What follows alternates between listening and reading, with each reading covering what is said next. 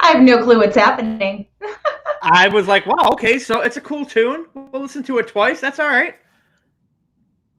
Yeah, I was like, okay, cool. Or we're here. We're not here. What's happening? I'm okay, here. Hi. I'm here too now. Jeez Louise. Okay, so another malfunction for this week. I eventually will get the hang of this. So I definitely owe my producer on my other show more praise. Producers help the world go round. They do. Oh my Lord. As much crap as I talk to mine, oh man, that man is, I owe him more. Well, thank you guys for joining already. Any last words? I'm Joe, and tonight my guest is filmmaker and podcast host Ron Purtee. Did I say it right? You got it right. Okay, cool. And we already got a couple of comments already. You got Goody said liked and shared. Thank you, Goody. And Tom Klein said right hand Ron, the hammer Purtee. That's an inside joke because I want to punch his co-host on his podcast. Uh-oh. And I'm a righty, so a right hook. Yeah, right. Bam! Right hand Ron. Very nice. So how is it where you're at right now? It's a balmy 57 degrees with a 57% humidity, and I'm wearing pink flamingos and a giant boot on my foot because I just had foot surgery on Monday. So. Oh, did you break your foot? No, they had to cut some stuff out, and they found a legitimate stone in my foot. Like, not like a bone spur or anything, but no, it was an actual stone. Wow. Okay. Maybe I'm the Thing from Fantastic Four. And I'm just in the early stages. I'm not sure. Just turning into a bunch of stones. Yeah, I'm turning into a golem. Well, I'm sorry to hear that you had to have surgery, but I'll be all right by the end of the month. I'll be kicking people by the end of the month. So there you go. I love it. Oh man, and your weather sounds nice. Sounds a lot nicer than California right now in some parts. We're already well, ours is kind of funky right now. Ours goes back and forth between wanting, to be 107 to 81, and then it might rain tomorrow, and you can have all of that. Aliens might be here Thursday at noon. I don't know. You can have that. You can have them too. Okay. Oh, are you sure? Yeah. No, we got enough messed up stuff in Wisconsin. I mean, that's I'm pretty sure there's some people made of exclusively of cheese. I love cheese. We actually have something close to my house. If you're ever in Wisconsin, I'll take you to it, called the Mars Cheese Castle. It's got like every cheese you can think of for sale. Yeah. Oh. Yeah. And it's all made there, I'm assuming. What's that? I don't know if all of it's made there, but it's a ridiculous amount of cheese. Oh my gosh, I love cheese. I literally have 5 or more cheeses in my refrigerator at one time. I'm trying to think. I've got some sharp cheddar, and I've got some Mexican blend for tacos because I make the whitest tacos on the planet. Yeah, I think that's it right now. I love cheese. I love cheese on everything, or just to eat cheese, or have cheese sandwiches. Cheese and tacos are my favorite. Right here. And tacos with cheese. Yes, of course. Can't have tacos without cheese. Right? Oh my goodness.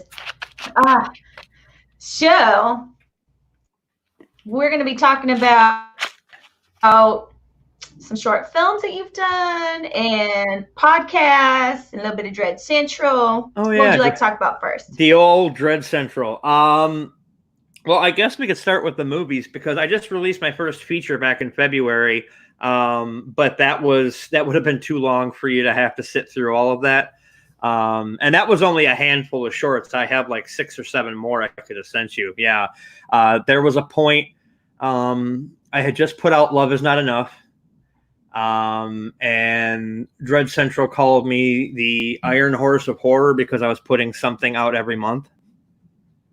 Yeah, and Nice. yeah, it was getting ridiculous. But and then I took a break because I just got burnt out, and then I focused on like the show and stuff. But I guess the movies lead to Dread Central, lead to Fangoria, because I had a write up in Fangoria for one of my films, which is part of a bigger collection that I didn't send you because I'm kind of dealing with Trauma right now to put that on their streaming service. So I'm kind of Okay. So I got a bunch of films that are going to be heading there at the end of next month. But yeah, and then I did the show, and I started off just kind of having horror people on because that's where I kind of was. And then it just kind of blossomed into other stuff too. So, but now here I am. I'm back. He's back. The Iron Horse is back. Yes. With the right hook. That's right. Bam. Bam. Do you write for Dread Central as well, or? No, I did the George Romero. I don't want to call it a eulogy because I wasn't there, but the tribute article. A lot of people did that, but to be part of it, that's back when Steve Barton was still the editor in chief. Mm-hmm. It was very cool of him to let me do that. I'm a big Romero fan. When things get rough and I have to sell physical media, my Romero stuff gets locked away in a room that I can't touch it. I'm not allowed. I mean, I even have a painting of him on my wall eating a heart. So I'm kind of a Romero fan. Cool. Yeah. So a little bit. It sounds like a little bit.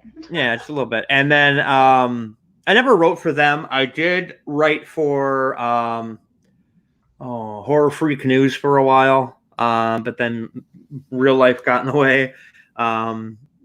But Dread Central was just really super nice to me when I first started. I remember when the first Becoming Undead came out, Steve Barr, Uncle Creepy, was very, very nice about talking about how good it was and really pushing it and things like that. And things I didn't really deserve any of it because it was my first movie. And I have this weird thing where if I get a lot of praise for something I do, I feel like, oh, well, this person's better than me. Why they're going to get mad at me because I got praise for something, when deep down I should just take what I get and shut the hell up. Yes, I concur. So I'm just kidding. No, that's great. That's great though that, your little first film made such a mark, it was very noticeable. I'm still trying to get it to come up real quick so that we can show people if you'd like. Oh yeah, whichever one you want. I'm okay with. But I mean, and then like we were talking about earlier, Becoming Undead 2 was nominated for a Rondo Hatton Award about maybe 4 or 5 years ago, and it lost to a Screen Junkies video. Oh, okay. It's like, wow, thanks. I lost to somebody redoing the trailer for Dracula. That's great. Oh, okay. I gotcha. Hey, Screen Junkies. Yeah, I'm still a little bitter. That's okay. We can get it all out here. It's okay. I'm here for you. I'm here to listen. The great thing is though, when it comes to Becoming Undead 2, is a French website wrote this big long article, and I had to go through and translate it so I could read it. And it was just this glowing review, and I thought to myself, wow, I'm the Jerry Lewis of horror in France.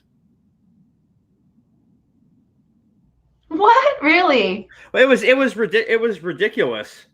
The how much they love the film, and I know a lot of people will say that my stuff is more horror adjacent than it is actual full on horror. And I've had some problems. I'm just going to be honest. I've had some problems with the horror community because of that. Because when I was making stuff like Minion and things like that had the real horror kind of elements to them. Everybody was, hey, Ron, blah, blah, blah. The minute I started making stuff like Love Is Not Enough, which is more of a thriller, kind of like a Brian De Palma type thing, or The Transmissions, it's like they just kind of complete 180. And I'm not trying to pile on the horror community because there's been a lot of crap going on right now in the horror community. But I can never write out what I'm trying to say in regards to that. It's always best to just say it so people understand that I'm not shitting on people. It's just the way things I'm perceiving things. You know what I mean? I'm not saying that there's this big vendetta out for me, because I know there's not, but it's like a feeling that you get. You know what I mean? Yeah. Oh my gosh. It'll be okay, I promise. Oh, I'm fine. I'm fine with that. I'm actually, well, that'll be part of the announcement I talk about later. So, but yeah, Oh yes, that's right. You have a special announcement I got later. two of them. Ah, oh yeah, that's right. You got two of them. Okay. Real quick, if you don't mind, I would like to show Becoming Undead 2. Okay. And this isn't the full, right? This is kind of like is this concept for the second one, or is it like a trailer? No, that's the full short, 2 minutes and some Oh, okay. yeah.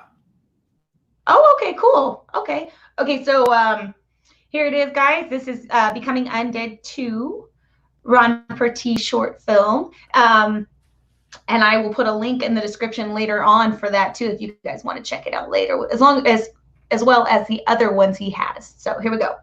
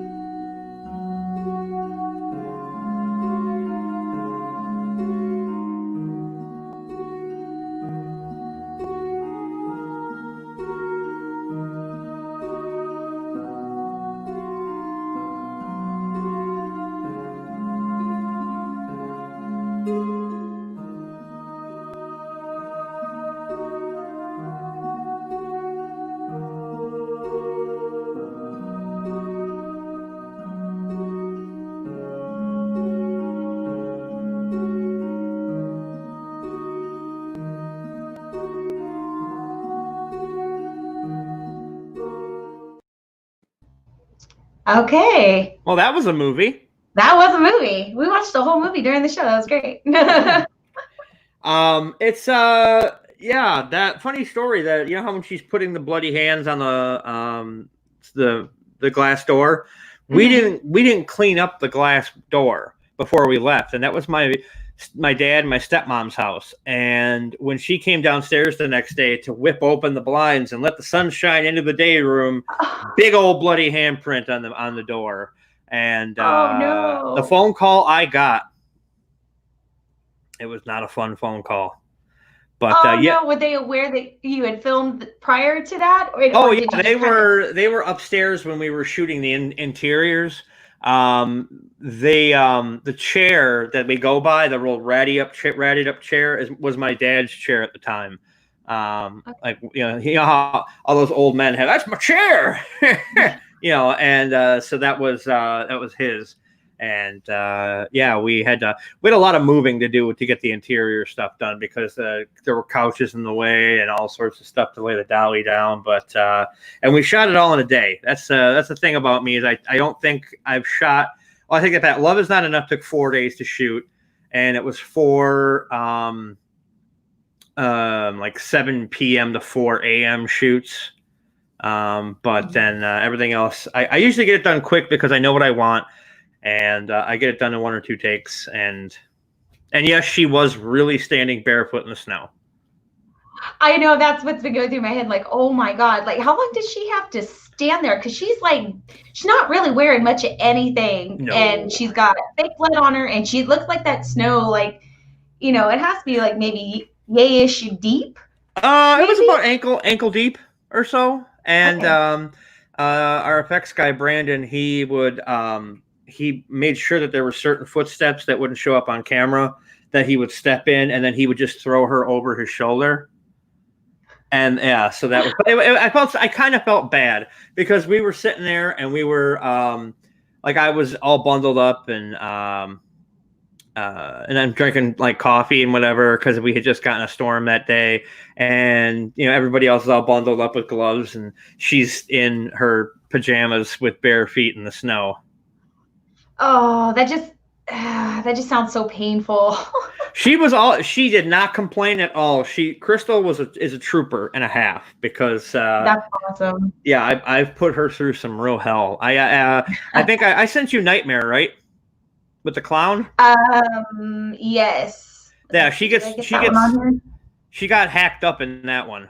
So I was going to ask if she was in several of them or not. She's in she's in one I didn't send you. She's in Nightmare. She's in Becoming Undead 2. But then she had a second kid and life goes on, Okay. But that is one of the 3 I was not able to get earlier. I got the Transmissions and Minion. Those are the other ones I was able to get for tonight. Okay. Well, those are good too. Transmissions played at a film festival in Milwaukee last year, and a lot of people were very her performance is just and we shot it all over Skype. I mean, I never even left my bedroom. Yeah, no, I really liked this one too. Do you mind if we show that one as well? Go right ahead. But before we do though, okay. Tom, okay. It was my dad's house, so I don't care how I leave it. And 2, our budget was -$5, so swim socks were not an option. But go ahead and play the Transmissions, and then we can talk about that one. Okay. This one isn't a horror, but I mean, it would be, a horrifying situation. I suppose. It's like an inner horror, I guess. Yeah. There you go. Okay, so let's watch this one. It's called The Transmissions.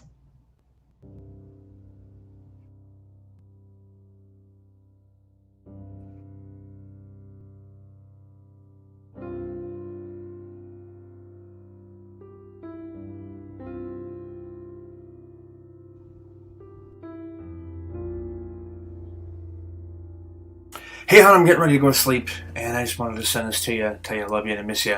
And remember, if you need anything, I'm only a scant 2.5 light years away. Nothing, a little sleep and... Who was that sexy man?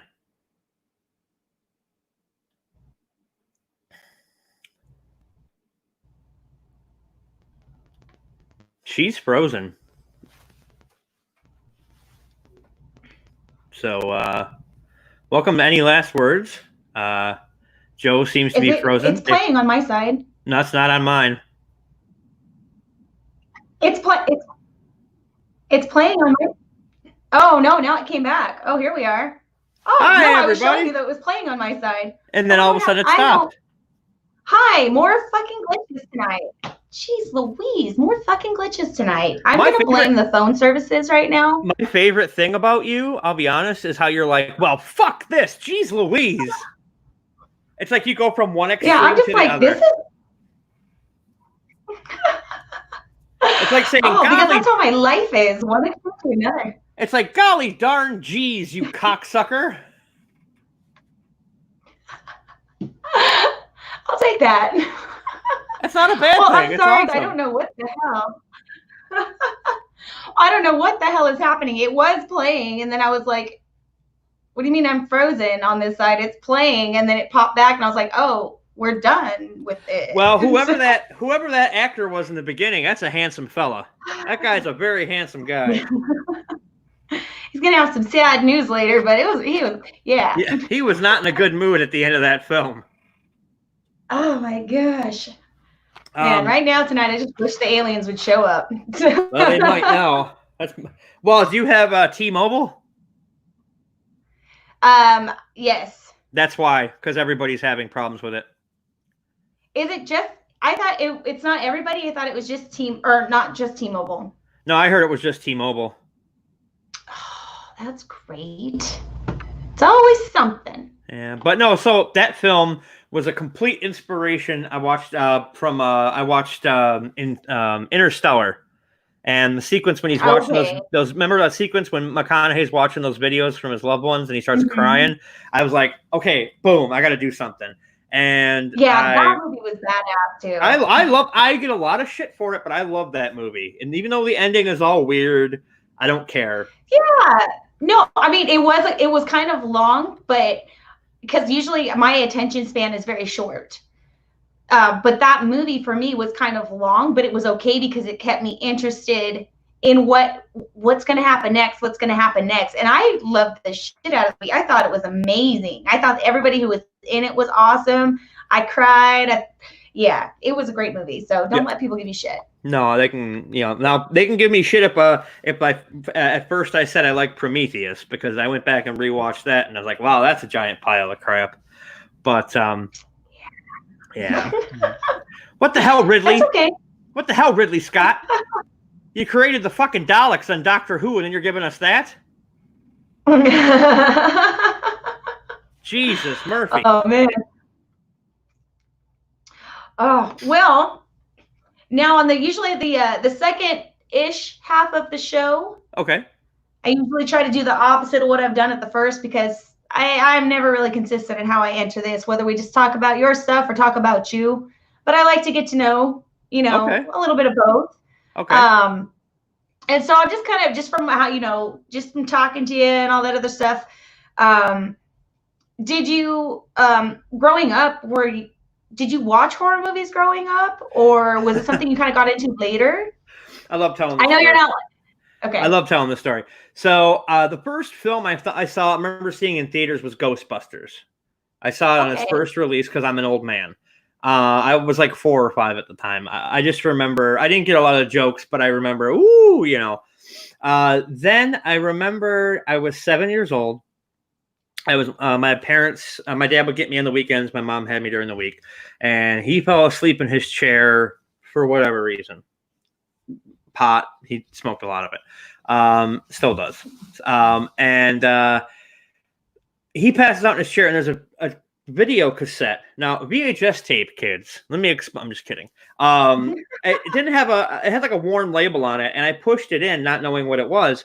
And if it had been a porno, we'd be having a completely different conversation right now. But I pushed it in, and it was the original Texas Chainsaw Massacre. And the first thing I saw was Leatherface putting Pam on a hook.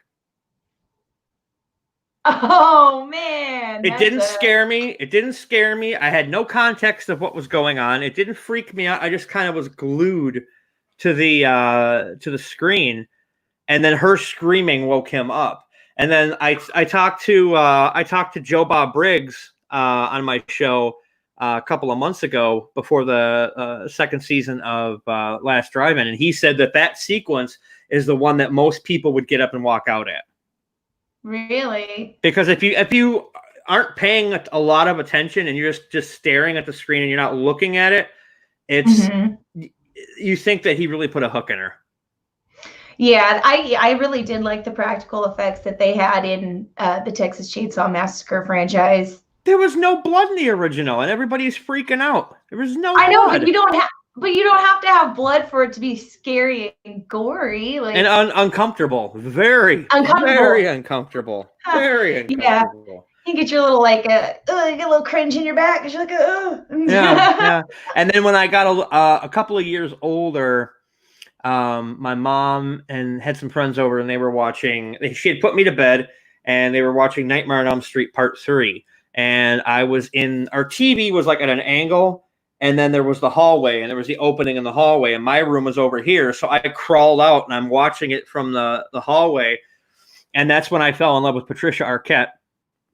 And the funny thing is this would have been a very weird thing if she wasn't as old as she was when she made the movie. Because I'll go back, I'm like, damn, that's when I fell in love with Patricia Arquette. Oh God, I hope she was over 18. And then I have to go look. I'm like, okay, whew, she was 19. I'm okay. And to this day, there'll be movies that I can only stomach because she's in it. Like like Boyhood. I hate that movie so much, but I love her in it. I don't think I've seen that one. No, I remember she was in Mata and other movies like that. My favorite movie she was in was True Romance. Yes, I love True Romance so much. Yeah, she was Alabama World. Yes, aside from horror, that is my favorite movie. Anything, because like the original Dawn of the Dead is my go-to. For a while, I'd watch it once a day, and that's not a short movie. But like that and True Romance are like my two go-tos. There you go. I love Gary Oldman too because he's so. They can almost make him look like anything. What is this, White Boy Day? Yeah. Such a good movie. I love it. Yeah, he was Such great. A good movie. Man, now I want to watch that again. I really love that movie. Yeah, but that was about the extent of my horror for a while. And I remember my dad would purposely have me return video cassettes to the local video store because they had a big standee for Nightmare on Elm Street Part 4. And it was just Freddy standing there. And I was like, I ain't going in there. So I would run in. I would run in with the video cassette. And I would have my eyes closed. And I'd be knocking over VHS tapes. And I would run back out. Yeah. And I love it. Yeah, it was funny. But now it's like, Freddy is like, I think when it comes to like the slasher genre, he's probably my least favorite. I'm a Jason Voorhees boy. Okay. Because I love my mother. Because I love my mother. You don't like Norman? No, I don't love my mother that much. I don't love my mother that much. You don't love her so much you want to become your mother? No. You respect her and you care about her and you'll protect her. Yeah, and if I saw her get her head chopped off, I'd kill campers. Yeah. There you go. Yeah. I'd put a tater sack on. And to this day, I think that's the scariest incarnation of Jason is the potato sack on his head. Oh, where he takes it off and he's got like that. Yeah. The mutated kind of face or what demon face. Yeah, I actually met Steve Dash, the guy who played Jason for a majority of the film, at a convention, and I have a picture. I'll send it to you afterwards of him holding a signed machete that he signed for me up to my neck, and it's a real machete because I got a small cut on my neck, and I'm like, no. Do I complain or do I just take the fact that Jason cut my neck and be like, thank you, sir? I would be like, okay, someone take a picture and then we need to go to the tattoo shop and like get this marked right there. So I know forever that's where he touched me. The look on my face is real. I'll just say that. But so he was aware that he had slightly cut you? No, he wasn't aware. I didn't tell him afterwards. Oh no. I'm not gonna he was an ex-New York cop. I'm not gonna be a wimp in front of him. Right. Even though I am like a foot taller than him, but that's besides the point.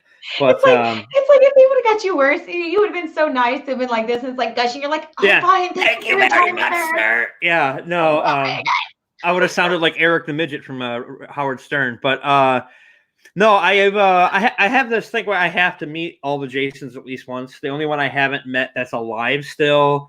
There's Derek Mears and Ken Kersinger. I haven't met them. But then I met Warrington Gillette. And that's the guy who is in the makeup at the end. He didn't do anything else except the jumping through the window thing. Okay. And he is such a dickhead. He is such a dick. Yeah. So I got the autograph. I just kind of toss it around. I'm like, I don't care, but I got my Kane Hodder autobiography signed, and that's nice and over here. Yeah, but I'm a big Jason guy. I'm a big Romero zombie guy. Those are my two go-to. when it comes There to you horror.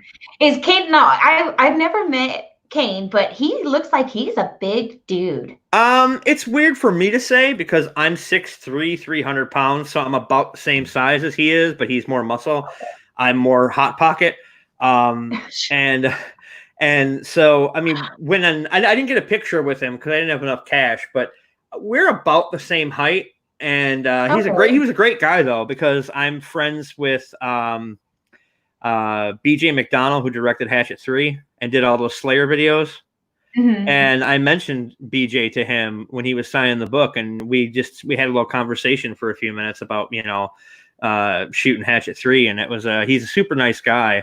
With the exception of, Dum Under the Bag, Warrington Gillette. I mean, the guy was, there's articles out there. The guy was selling pictures of Steve Dash, the guy who played Jason in Part 2, as himself. Ooh. So Steve went up to him and called him on his BS. And he's like, "Oh man, I'm sorry." I mean, wow, it's like a New York cop, like tomorrow on my show, I'm having my interview with Peter Weller, RoboCop. And nice. The entire time he's eating Skinny Pop and blowing his nose and all this other kind of stuff. And I'm like, what am I going to tell RoboCop to do? I mean, I can't. He's a doctor. He's got a PhD, for Christ's sake. How can I tell him to do anything? Oh my gosh, it's ridiculous. Oh, well, like 6'3" to me is well, I mean, 6'3" is pretty big for me. I'm like 5'7.5" ish.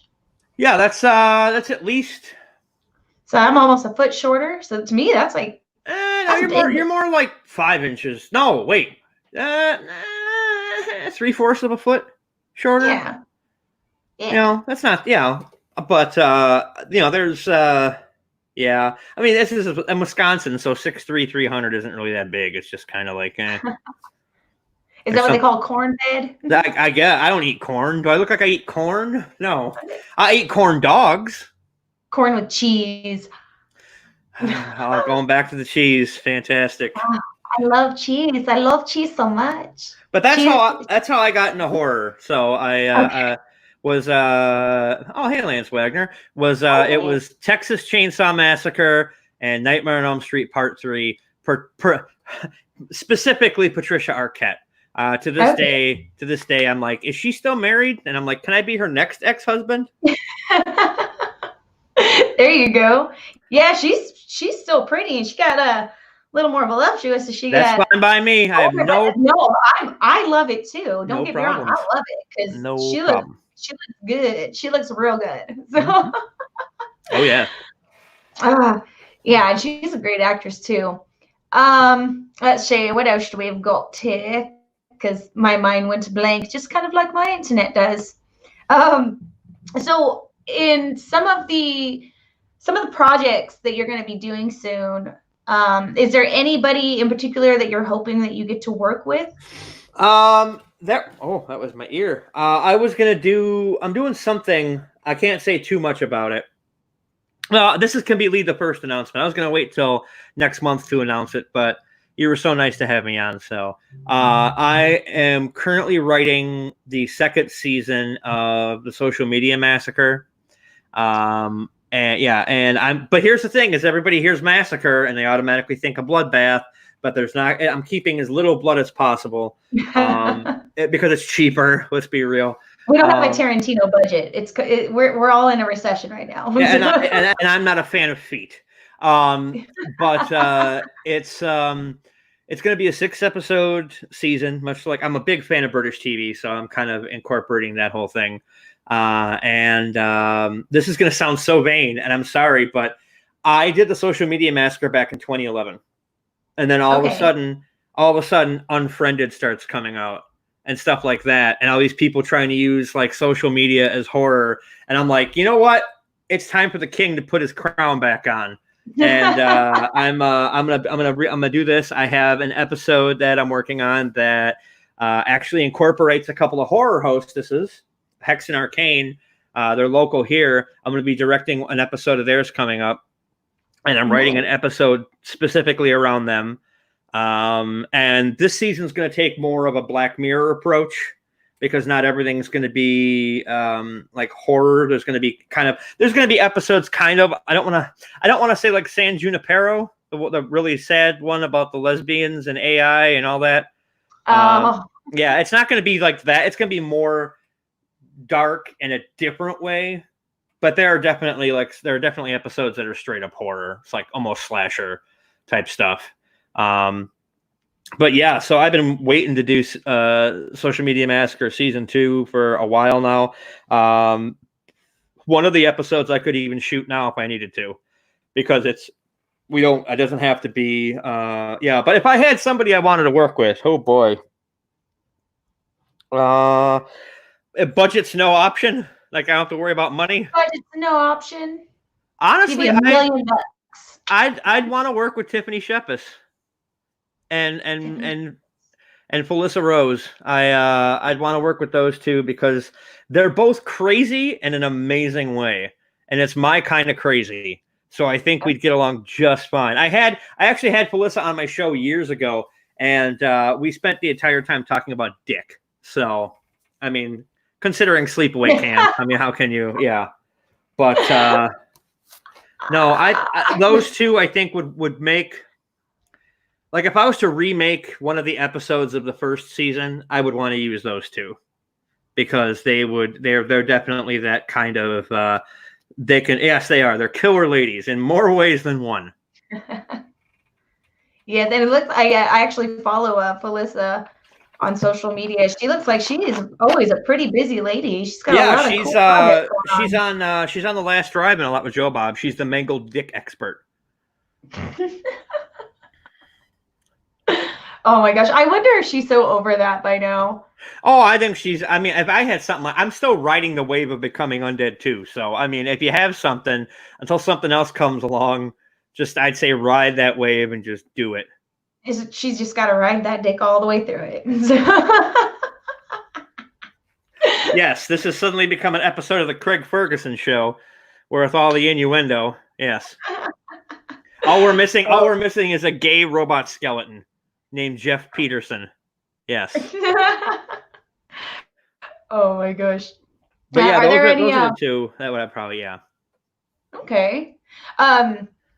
Is now a good time to get into your announcement since you kind of made a little bit of one, or you want to wait for that? Or no, I'll talk about it now. Social Media Massacre. When I made the first one, it originally had started as a one-off, and it was based on, and this is not something that you hear in horror much, but it was based on A Rose for Emily by William Faulkner. Okay. About a woman whose fiance was going to leave her, and he just vanishes. It turns out she was keeping him alive in her bed the whole time and then they find his decayed corpse in her bed when she dies.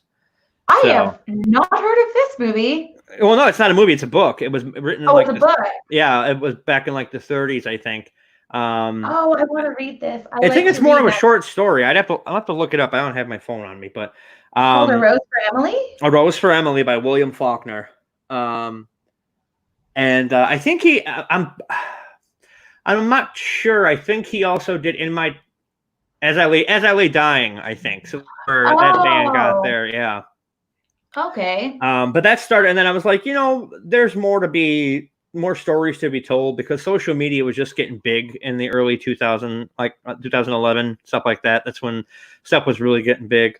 And now with things like TikTok and Snapchat and all this other kind of stuff, there's so many things that you can do. And I figure I better do them before somebody makes a cash grab and makes Unfriended 3 your Snap story. Oh my God. Yeah. Oh, I've seen, speaking of like social media and kind of like horror movies or thrillers done with that. Have you seen, oh my gosh, I don't even remember if I saw it on Amazon Prime as a trailer or what I'd seen it on. It was just fairly recent. It's about a young guy and girl, and they go like bank robbing, and they're live streaming all their shenanigans. No, I haven't seen this. No. Okay. It looked kind of like, but if you kind of like think about it, that stuff actually has been done in real life. Like people have actually live streamed horrific things. Oh, So, it's. I've actually been privy to a lot of it, and it was the basis for the third episode of the first season, called "I'm Streaming Death." And this girl was picked on, and she wasn't allowed to be popular, so she took the most popular girl, she tied her up, and live streamed her assassination. And Infamous, that's the name of the movie. thank you, Lance. Yeah, Lance Wagner, always on top of things with his pineapple whip. Yeah. And it's Um, crystals. yes, and but no, I remember I used to have a show on Stickam way back in the day, and I was on the front page every morning from, I think it was 8 to 12. I get like 10 to 15,000 people watching it, because you go to the website, and that was me right there. And then John Hawk decided to drug and rape a woman live on camera, and Stickam didn't do anything to it. So a bunch of, like, me and a bunch of other people left the platform, and then they finally did something. Yeah. So, but that's where a lot of that came from. People, the whole series is about how everybody has to have everything documented. Nobody has any inner private thoughts anymore, and that's exactly what is going to be going into season 2. The only episode is the one with the girls from Hex and Arcane. That one's more of a straight up kind of like social media happens around them, and they react to it. It's not based on on something that happens on social media. One of the episodes is about catfishing. That ends very poorly. And it has a couple times in my real life too. It has. Oh my gosh. Yeah, I love it because it's all stuff that's not necessarily relatable, but that's happened, relevant. It's topical, and I know they always say that topical stuff doesn't work, but I think that's kind of just in comedy. I think when, especially stuff like this, if you're being topical with it, things are only going to, like, advancements are only going to get more and more. So people can be like, oh, I remember that. I remember that. I remember how that was. Whereas if you're making a joke about Margaret Thatcher, I mean, that's the mid 80s, and no one's going to care about that, especially with everything going on now. But but no, it's so I'm doing that, and then I'm directing an episode of Hex and Arcane coming up. That's I don't know what movie they're doing, but we're figuring all that out. They're a horror host show on Vimeo. They're horror hostesses, so that's not something you see every day. They were with somebody else. They broke away, and they're doing their own thing. And I think they have like 4 or 5. I think 5 episodes out. And they're busting their ass. And we got to talking after I was on their program, and I'm going to be directing an episode. So maybe, who knows what we'll see? Maybe it'll be through the lens of TikTok or something. Oh, who knows? Maybe. Who knows? Where they got to lip sync to something and do a filter. And the episode's only going to be 60 seconds long.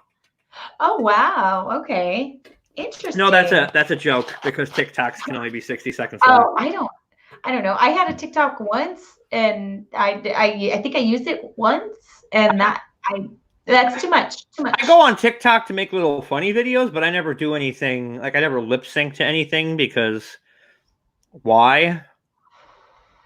I don't get it. Lance Wagner should start a TikTok of him just drinking pineapple whip. Yeah, pineapple whips, pickles, and pretzels. That's right. Pickles are so gross.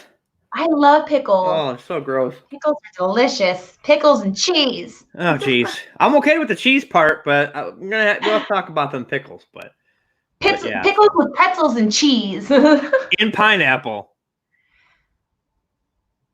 No. Well, now you just hurt Lance's feelings. Now he's just sad. Now he's just upset. We have feelings on this show. Yeah. I'm just kidding. Kiss his ego and make it better. I'm sorry. Pineapples are great. Let's not go that far. But now who's hurting whose feelings, sir? I'm not one of those people who's gonna put pineapple on pizza. That's just not. I love pineapple on pizza. I'm the kind. Okay, do you ever watch Parks and Recreation? Yes. I was actually watching it today. Remember when Ron they told him he had to eat at least 1 banana a day? and he couldn't do it, and he ended up putting it into a paunch burger and then eating it. That's the only way you're getting fruits and vegetables into me. The only way. Oh, I love Ron Swanson. He's all about the meat. he's like, I'll take all of your bacon and eggs. And he stops the guy. He goes, let me repeat myself. I don't think you understood. Yeah, I don't think you understand. All the bacon and eggs you have. I was like, that's my kind of man right there. Well, and I'm a big fan of breakfast food too, so I can't. Yeah, if I could eat omelets and waffles and yeah, I mean it's sometimes there have been times, and not like you can't tell with my girlish figure, but I've eaten a whole dozen eggs. I don't care. They go down so quick. Oh, deviled eggs sound good. Deviled eggs with bacon. Yes, Lance, pineapple on pizza is life. And I will say, I grew up originally in the San Francisco Bay Area, and we had one pizza place that was different from like Pizza Hut, Domino's, and shit. And my parents would always go and get my brother and I a shrimp and pineapple pizza. What the fuck? And that is my absolute most favorite pizza in the entire world besides a veggie pizza. And yes, breakfast for dinner, Brinner is amazing. Brinner is now. amazing. You mentioned San Francisco. You're closer than I am. Are they going back on a lockdown? I don't know. I don't currently live up there. I was born and raised up there, and I currently live in Bakersfield, which is about an hour and a half north of LA. Because I'm hearing San Francisco has another lockdown coming, and it's a 24-hour one where the only way you can leave is to go to a doctor's appointment or go to get groceries. That's it. Nothing else. Is that for the COVID or the protesting? The COVID. Oh, really? Wow. We're hitting round 2. Yeah. That's interesting because a few months back, I had driven from here to Oklahoma and back. And there was a place in New Mexico we were passing by it to go to Albuquerque in the middle of the night to get to our hotel.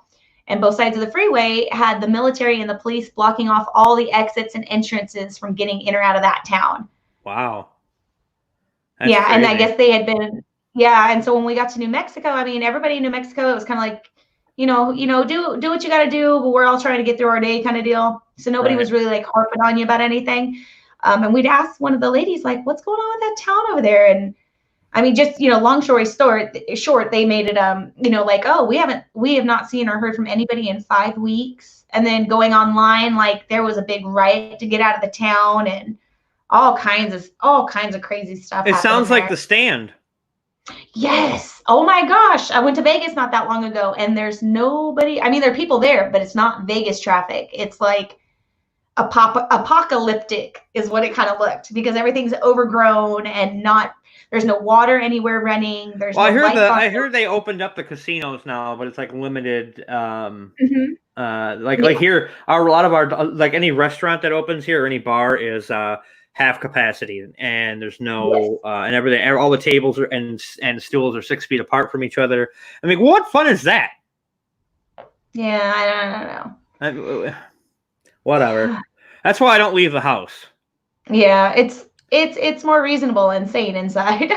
It is. I mean, and it got to a point where I'm inside so much. If I go outside, I start having a little panic attack. And like the only places I've been are the grocery store and like to go to the comic book shop for a little bit because I'm a nerd. Not the glasses and the bad haircut didn't give it away.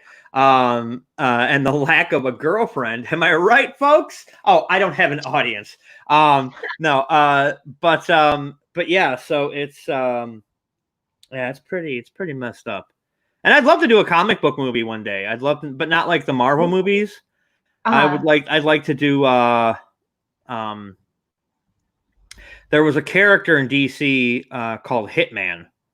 And after an alien attack, he gained the ability to be a telepath, and he had X-ray vision. And it was the most violent and verbally disgusting comic I've ever read, done by the same guy who did Preacher. And there was a bit where I think it was the second issue. He had gone out for curry, and he lives in Gotham, so of course he'd run into Batman and Batman villains and stuff. I am an indoor cat, meow. and then Batman punches him in the stomach, and he just throws up all over Batman's boots, the curry and everything. Yeah, and then there was a point where the Justice League was looking for people to join, and he goes up there, and they're like, look, you should know better than to be here right now. We're not going to let you in. He's like, well, I was just here to get a look at Wonder Woman because he has X-ray vision. So, yeah. Very nice. And that's the kind of stuff, like the dark humor, like in Nightmare. Did you see it or not yet or no? I've watched all the ones that you sent me. Well, the clown with the axe and the honking. Yes. Okay. That dark humor. That's the kind of like dark humor. Yeah, I did kind of. I did laugh. Like, spoiler alert for the rest of you who haven't seen it yet. But when she wakes up and it's night and she gets out of her car and she goes back up to the door and she's like banging on it and he like comes up behind her and he like rips her out of the way. Yeah. And then like he's laughing and he's like banging on doors like, oh, how fancy. Like it's whole, but it was so funny because he's like this really demented, scary looking clown and he's like laughing and mocking her real quick. And I cracked up. And when he's hacking her up, spoiler alert. Oh yeah, it honks. Yeah. And every time the axe comes down, it's honk, honk. Yeah. That was pretty funny. Yeah, that was so that's more the sense of humor I put in stuff and because I did stand up comedy for a while and I make sketches and stuff, so I kind of throw that. I mix the two. It's like an osmosis, like Venom. I liked it. We are Venom. We are Venom. I liked it. I definitely enjoyed that.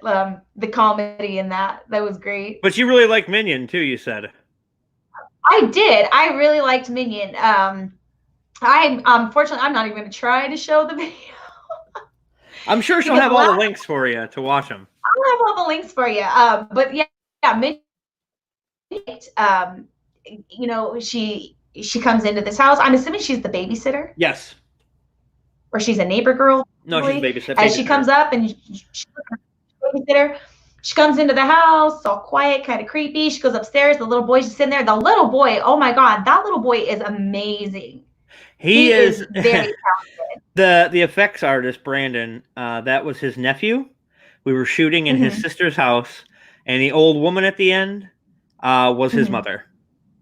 Really? Mm-hmm. Teamwork makes the dream work. I love it. And the sequence where, spoiler alert, I'll just say this, the knife goes into the neck. Uh-huh. And then when the camera pulls back and you see the whole reveal of all the blood down the shirt, we only had one take on that. If there had been one little fuck up. Yeah, and that's we didn't have a dolly. I had to just zoom out with the camera, and if it had not worked, it would have, yeah. And then I did my Scorsese shot with the over the top of with her laying at the blood coming out of the back of her head, their neck, because I don't want to say who it is, but yeah, that was originally supposed to be submitted to ABCs of Death, but we missed the deadline by a day, so okay. Yeah, that was not fun, but it's probably for the best because I didn't like ABCs of Death, so yeah. I also have a problem with VHS. But you got it done though. Oh yeah. I also have a problem with VHS.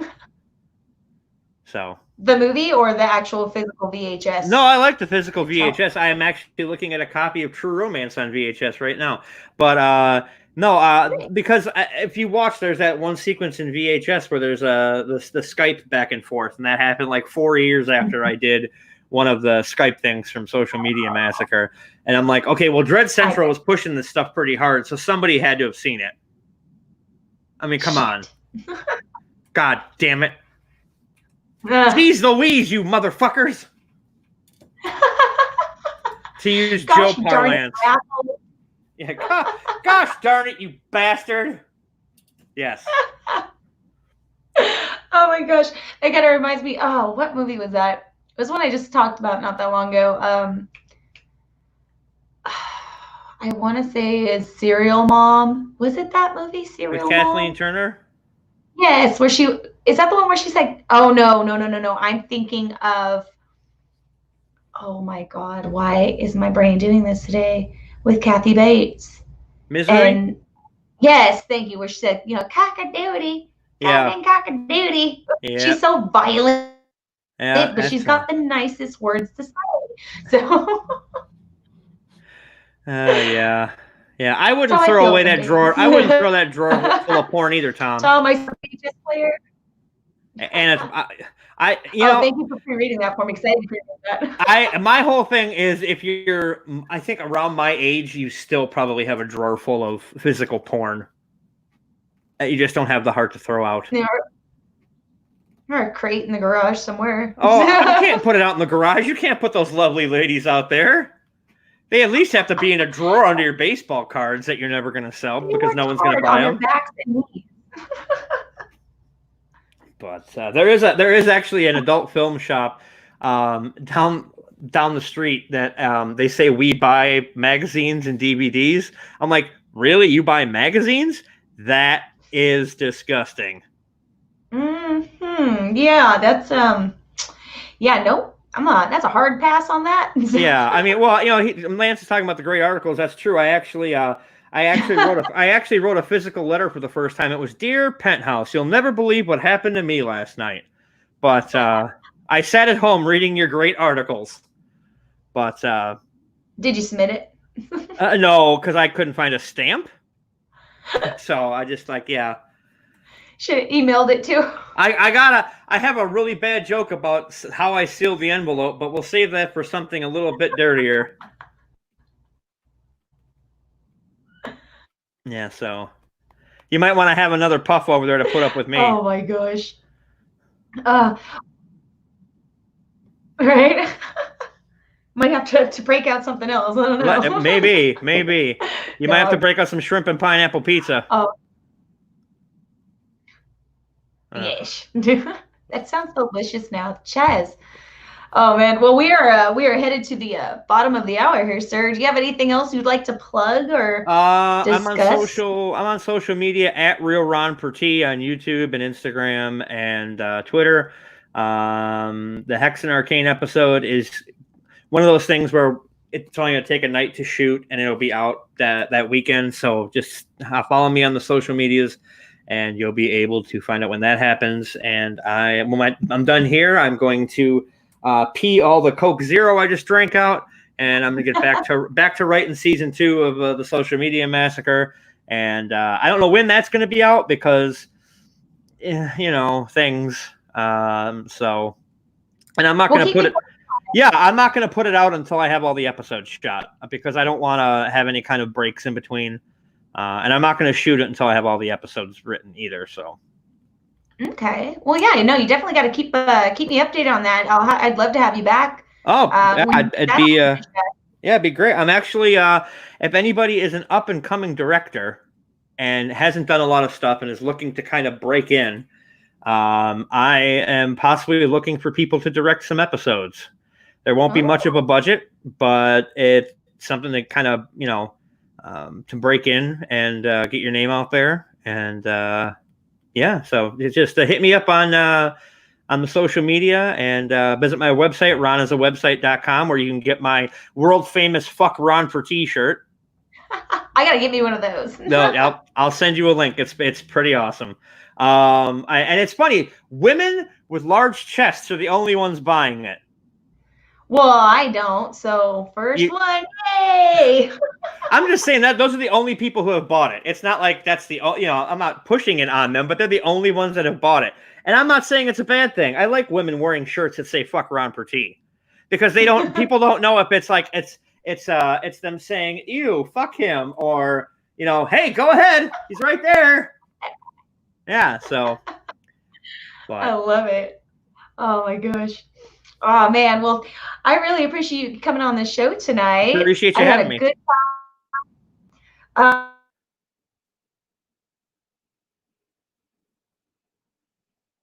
I would like to be on again. Let me know and talk about it, and maybe we can get somebody else on from it as well, and 3 of us can talk or something. You know what? You should definitely. I'll be in touch with you about somebody else I think you should have on, but we'll talk about that later.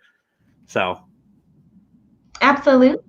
Okay. Fantastic. All right. Well, thank you guys for joining us tonight. Do you have any last words, Ron? Head to ronasawebsite.com and Yeah, that's wow. I'm put on the spot. Any last words? Any last words? Stay scared.